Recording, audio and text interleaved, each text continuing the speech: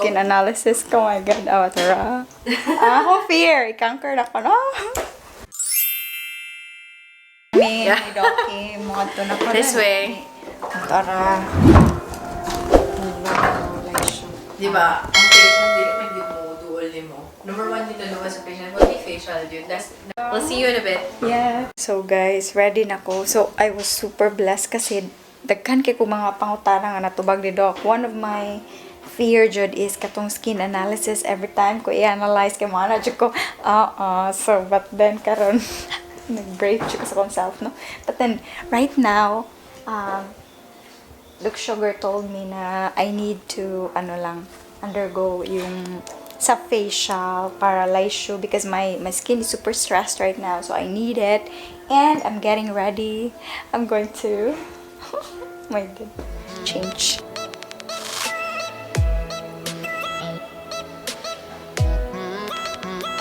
So the Diamond Glow has it's a microdermabrasion also, the real diamond tip, and it has a dermal infusion at the same time.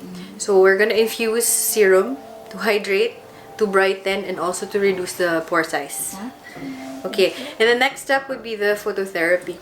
We're gonna do opera. Yan ang kay Jessica Alba na opera. Okay. Not the opera na surgery, I know what you were thinking. The red, katong red. Yes, but yes. Red. Usay kay na blue. Yes. So si opera, blue and red yun na siya. Blue. But for your case, because your face is so sensitive now, we'll do the red. So right now, guys, we're going to have a double cleanse. Laisyo. Else, I would like to introduce myself. I am January, your esthetician for today, and if you have any question, you can approach me along the way. Wow, okay, Laisyo. Hello. Thank you so much for taking care of me.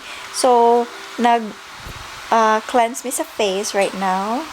Mag-double cleanse daw me. So, nag-steam taron, guys. Hindi ko kakita ninyo. Or ang steamer. Asa na niyo?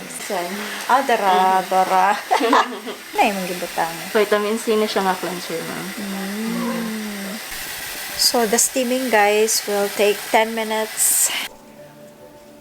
So, while nag-facial me, guys, nag-ano sad me, cure pedicure. Hi! Saan mo name, madam? I'm Rose. Break ha? Maslutan ako siya. Amelia is capsulated. So, hindi na mo makuha basta di ka mabuslot og sakto. And sometimes it's too deep na. Kanang dugay na gani kayo siya. Sa dugay na ni siya. We have to cauterize yun. Sa cautery pod, iguro pod ko mabuslot. And then ako na yun i-pick na. Just to get that capsule. Refuse to siya. Sakit? Dili ra, Doc. Makatolerate ra siya kong pain. But you don't have any exfoliators. Di mo sa tafil tanan. Karon wala. Wala ko. And sometimes mabantayan ako when the patient is using mild. No, ito, you see that? You see that? You go, Wes? Oo. There you go. Try. That white thing there. Mo na nagtago. Modako mo guna siya. It stays there and mo circle na siya until it goes bigger and deeper. Wala siya considered na meal. Ito na. That's it. Flat na siya. I can't feel anything na. Your wart. Naghan kaayo. This is your wart. Lalagi ko yung You will know because it's raised. You know if it's Amelia. If puti siya, it's pearl white.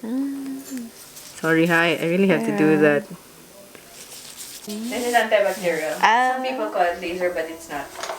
It's actually gases. Nag-heat up. So it's either neon gas or an argon gas. Oh, it's a misconception. Do not call it laser.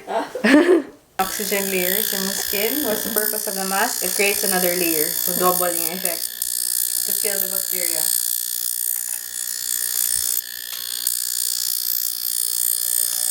So this one is a neon gas. You will know by its color. Kasi argon is kind of purple. Kabante ka sa uban, high frequency lahi og color. Lahi siya gas. So this one is neon.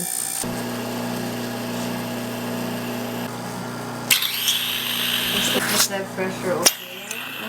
Madadara.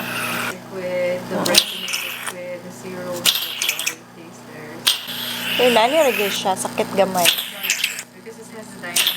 Ah, okay. The real one. Wow.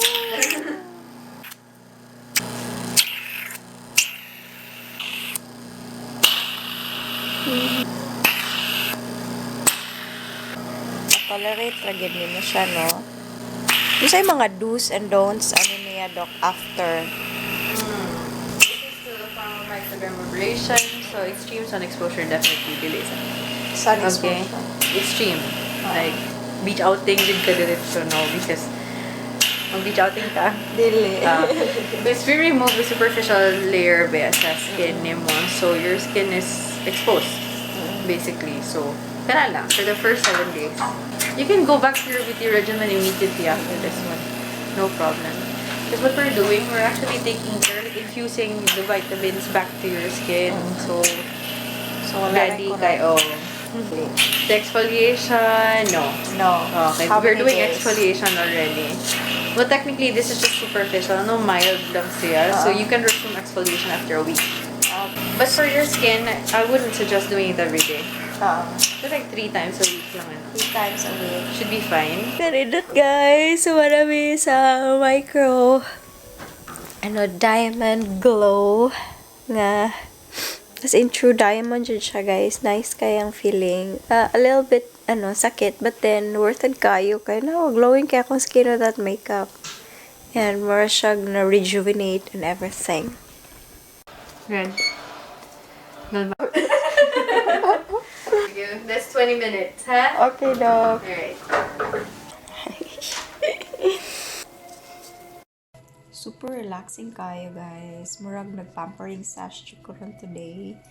And thank you kay Bodyworx. So if you're looking for a facial guys na bonggang-bongga and with all the legit jud siya nga equipments plus napad yung doctor nga mo supervise while doing the facial. And before they do the facial, na jud siya consultation. They're going to check your face, kung sa yung problem niya, and especially they have the facial visa to skin analysis na siya nga makakuan sa mga skin problems, and then from that they will be doing suggesting you different types of facials and procedures if needed. But if dili gyud siya needed, the Dr. Sugar and her husband will really suggest na dili mo go for intensive procedure. Depende sa gauge sa problem sa skin, and I'm super loving it because they suggested na diamond glow and makahelp sa ni siya sa pag-tighten sa akong pores. And hopefully, dire-diretso na akong pagkagwapa, besh. So, thank you so much for watching, guys. I hope you enjoyed the video, and don't forget to like, share, subscribe, and sarang he! Bye-bye! Di ko ka-touch ko face.